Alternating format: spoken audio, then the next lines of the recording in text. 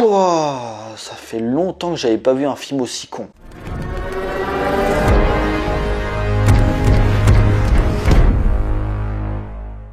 Bonjour à tous, il va être question de Moonfall, réalisé par Roland Emmerich.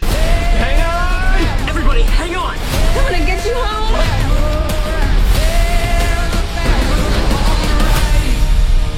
L'histoire, une mystérieuse force extraterrestre a propulsé la Lune hors de son orbite pour la précipiter vers la Terre et ainsi détruire toute forme de vie. Joe Fowler, cadre de la NASA, pense avoir la solution pour sauver la planète, mais peu de gens croient en elle. Elle fait donc appel à son ancien collègue Brian Harper pour une mission suicide sur la Lune. Accompagné d'un jeune théoricien du complot Casey Houseman, ils vont découvrir que la Lune renferme divers secrets et qu'elle n'est pas celle que nous croyons. Nouveau film du Master of Disaster Roland Emmerich qui, une fois de plus, nous sort un film catastrophe où l'avenir de la Terre est de nouveau en danger. Après les aliens dans Independence Day, un lézard géant dans Godzilla, une nouvelle ère glaciaire dans Le Jour d'après ou encore des catastrophes naturelles dans 2012, c'est au tour de la Lune carrément de venir s'écraser sur notre bonne vieille petite planète bleue. Une idée ma foi fort sympathique sur le papier, ce qui permet un petit peu de changer des habituels astéroïdes comme Deep Impact, Armageddon ou encore Greenland sortis récemment. Surtout que ça pourrait donner des idées plutôt innovantes avec la notion de gravité, vous allez voir que non. Mais clairement après une bonne dizaine d'années à enchaîner les bouses, parce que autant être direct, je suis désolé, Roland Emmerich n'a jamais été un grand réalisateur, on est clair avec ça. Mais durant les années 90-2000, sa période dorée, ces films, sans être des chefs-d'œuvre,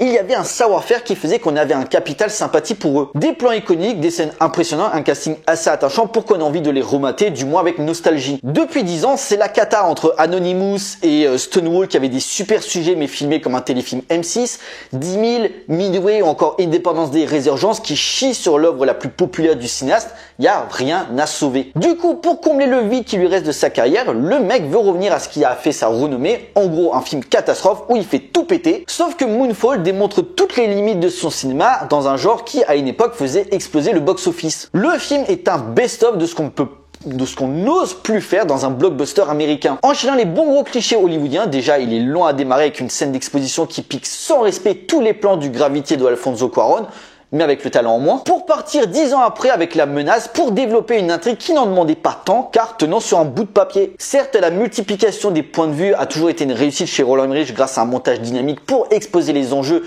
et les motivations de nos héros pour trouver un moyen de sauver le monde. Sauf que ça passe par des personnages un tant soit peu attachants et bien écrits car à part le nerd interprété par John Bradley West qu'on avait pu voir dans Game of Thrones, qui avait tout compris avant les autres mais que personne n'a écouté, ce personnage est drôle et en fait c'est clairement le véritable héros du film. Parce que à côté les deux têtes d'affiche que sont Patrick Wilson et Halle Berry, c'est navrant de voir comment deux bons acteurs sont totalement à côté de la plaque. Alors Patrick Wilson est un tant soit peu investi lors du dernier tiers, mais Halle Berry elle s'emballe les cacahuètes, il y a aucune émotion, elle croit jamais à son personnage. Et les personnages secondaires c'est pas mieux, je parlais de clichés mais là on a touché le fond. Le chef rebelle, le beau-père qui fait des blagues, l'ex-mari de Halle Berry qui a un grand chef militaire qui se pose des questions existentielles entre sauver le monde et sauver sa famille, la babysitteuse asiatique parce qu'il faut faire plaisir au marché chinois, ou encore le petit enfant innocent qui passe sa journée à tirer la tronche parce que pour lui on va tous mourir. Alors l'écriture simpliste des personnages c'est une habitude chez le cinéaste pour accentuer le côté patriotique. Je pourrais pardonner si au moins l'aspect spectaculaire était au rendez-vous et même sur ça on reste sur notre faim. Quand j'entends des gens me dire qu'ils ont pris plaisir à regarder Moonfall,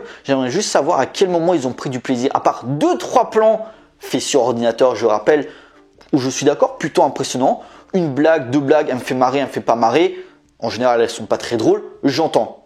Il reste 2 heures de film. Il y a une suffisance intellectuelle qui est aberrante et c'est exactement le même problème que j'exposais avec certains de mes confrères sur les films de super-héros. Ou pour juger ces films, t'as juste besoin de mettre des petits clins d'œil complices pour faire plaisir aux fans et une scène post-générique pour faire monter la hype et être là, c'est génial. Mais tu te dis pas c'est génial parce que le film est génial, mais tu te dis c'est génial parce que ce qui va arriver dans les films suivants est génial. Bon ici c'est un petit peu différent, encore que la fin pourrait annoncer une suite qui j'espère ne viendra jamais. T'as des plans de destruction avec les mêmes bâtiments qui pètent, les mêmes vagues géantes qui te poursuivent et les mêmes personnes qui courent dans tous les sens, t'as déjà vu ça 100 000 fois. T'as des images qui devraient être là, waouh j'en prends plein la gueule, mais en fait non. Tu remplacerais la lune en arrière-plan par un volcan en éruption ou une tornade géante, ça serait exactement pareil. Tu aurais le même résultat parce que tu as déjà vu ça dans ses précédents films. Il n'y a aucune inventivité dans la mise en scène. La menace peut être différente par le scénario, mais la forme cinématographique reste la même. Et même ça, je trouve que c'est perdu. Le travail d'échelle de valeur ou de gigantisme n'est jamais pleinement exploité car rarement filmé à échelle humaine. Soit il filme en plan large, enfin plutôt plan d'ensemble pour bien mettre la ligne parce que le film s'appelle Moonfall,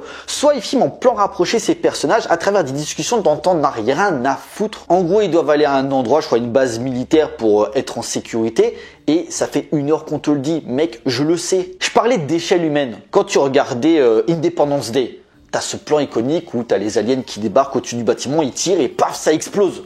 Ça te marque la rétine. Et en plus, par ces cadres, tu ressentais l'impact des explosions. Ici, c'est un gloubi-boulga, il n'y a aucune sensation. Godzilla, aussi imparfait qu'il est, il se permettait, d'un point de vue des hommes, de te montrer le monstre en train de tout détruire, de tout écraser dans New York. Le jour d'après, où t'as Jake Gyllenhaal et ses amis qui se dépêchent d'entrer dans le bâtiment parce que t'as un raz-de-marée géant qui se dirige vers la ville, c'était impressionnant. Et même si je suis pas le plus grand fan de Roland Emmerich, c'était des images purement cinématographiques qui restaient en mémoire, en tout cas pour la plupart. Moonfall, qui devrait être dans ce même délire, ne l'est pas, ou par intermittence. T'as le fils vers la fin qui essaie de chercher son beau-père, et comme t'as la lune qui se rapproche avec la notion de gravité, t'as plein de trucs, des voitures, des arbres qui volent dans tous les sens, et à un moment il est coincé par un arbre. T'as la babysitteuse qui essaie de soulever le truc pour le sauver. Et à un moment, ils se disent « Ah, t'as un plan justement où tu vois la lune qui petit à petit commence à s'éloigner. » Et du coup, en fait, l'arbre commence à s'envoler, tu vois. Je me dis « Tiens, le travail de gravité est plutôt bien travaillé sur cet aspect-là. » Mais c'est tellement rare. Une autre scène où t'as la navette qui réussit à décaler avec un moteur au moins. Nique la logique. Je parlais avant de vagues géantes dans le jour d'après. Là, t'as exactement la même chose. T'as un raz-de-marée qui débarque... juste avant que la navette décolle, et tu fais mais putain, mais propose-moi un petit peu de la nouveauté, bordel. Est-ce que je suis blasé par ce type de film où Roland Emmerich comme Michael Bay se contente de tout faire péter mais de la façon la moins créative possible? Peut-être. Et pourtant on leur donne des budgets imposants pour faire ça. Mais personnellement il suffit pas de poser sa cam et hop, explosion. Non.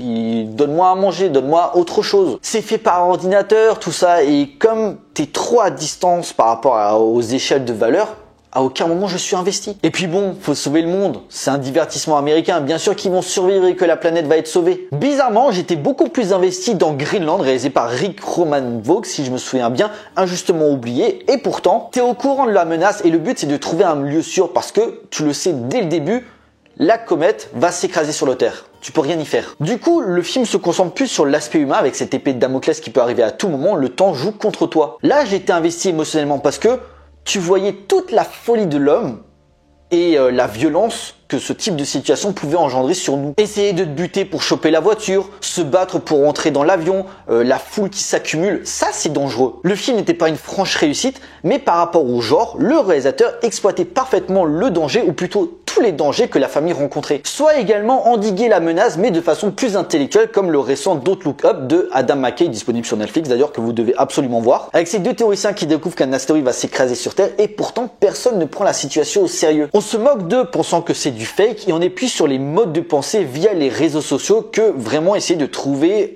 une solution à la menace. Jusqu'au moment où tu sors de chez toi et tu vois un gros astéroïde qui se rapproche de la Terre et tu dis ah merde, effectivement c'était pas des conneries. Bah ouais, mais là c'est trop tard. Du coup le film catastrophe, mais de façon beaucoup plus théorique et beaucoup plus intéressant à traiter cinématographiquement parlant que ça où en fait t'es pas rassasié, t'es juste blasé. Et là vous allez me dire mais tu parles pas tellement du film. Bon, en soi il y a pas grand chose à dire à part la dernière partie et le truc extraterrestre où en gros on a eu des ancêtres qui avaient une technologie de ouf mais qui sont fait buter par la créature du film qui a dévié la lune de son orbite. Alors déjà que l'aspect catastrophe qui est un marque de fabrique pourtant tu le faisais pas correctement, franchement le film passer l'exposition et les enjeux dévoilés, ça avance à 2 à l'heure dans son rythme. Donc déjà ça c'est maltraité, mais en plus pourquoi tu te rajoutes cette contrainte? Genre la lune à l'intérieur en fait c'est une grosse base créée par nos ancêtres, mais il a fumé un pet quand il a écrit le scénario. Et à part jouer sur les émotions de nos 3 héros parce que grâce à leur technologie ça leur permet de voir un reflet de leurs proches. T'as les flashbacks sur les origines des premiers hommes jusqu'avant leur destruction par ces créatures. Ok, puis après ça te fait un discours genre ouais allez j'ai vu ça, on va y aller, on va sauver le monde. Mais à côté de ça, ça aide quand même vachement pour le pouvoir du scénario. En gros, grâce à leur vaisseau, donc ils arrivent dans la lune, ils sont poursuivis par la créature et ils arrivent à entrer dans la base avant que les portes se referment, sauf que du coup le vaisseau est un petit peu endommagé, t'as la rencontre avec nos ancêtres, et grâce à leur technologie, en fait, le vaisseau comme il est endommagé, ils se disent mince, comment on va pouvoir sortir de la Lune? Et grâce au pouvoir du scénario, grâce à leur technologie, le vaisseau est réparé. Elle est pas belle la vie? Il y a un tel mépris pour le spectateur, enfin personnellement je recherche autre chose, je peux plus me satisfaire de ça. C'est tellement facile et c'est même pas une question d'âge, c'est juste de la passivité intellectuelle. C'est tellement rassurant de se dire ouais il y a 2-3 trucs qui pètent, mais c'est basique, mais ouais c'est cool tu vois. On a le droit d'aimer Moonfall, les goûts, les couleurs, l'excuse habituelle pour justifier le bousin, mais ayez au moins la décence de reconnaître la nullité de la chose. Juste cette semaine, niveau fantastique, il y a The Innocent de Eric Vogt qui a été récompensé à G-Armée avec des jeunes à super pouvoir, mais où la situation va prendre une tournure un petit peu inquiétante. C'est 6 fois plus intéressant que ce divertissement informe, sans âme et laid. Franchement, visuellement, c'est moche et con comme la lune.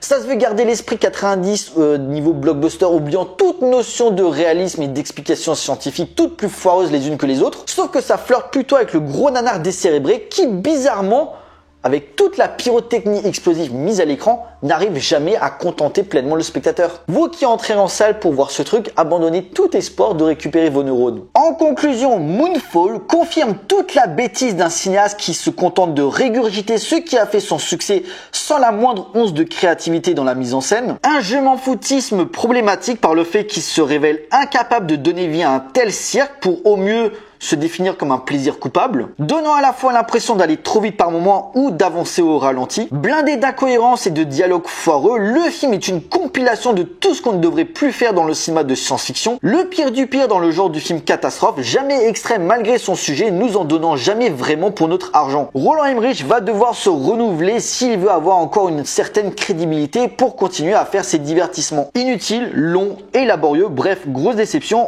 En fait non, parce que je l'attendais pas vraiment, juste oubliable. Même les productions Asylum, déjà bien pourries, sont beaucoup plus fun que ça. Voilà, cette vidéo est à présent terminée. J'espère qu'elle vous a plu. N'hésitez pas à liker, à partager auprès de vos amis si vous en avez. N'hésitez pas à me laisser des commentaires pour me dire ce que vous avez pensé du film. Je vous encourage sur les différents réseaux sociaux pour suivre l'actualité de la chaîne et surtout, abonnez-vous pour la soutenir. Pour nous, on se retrouve pour une prochaine vidéo. D'ici là, portez bien. Allez voir des films.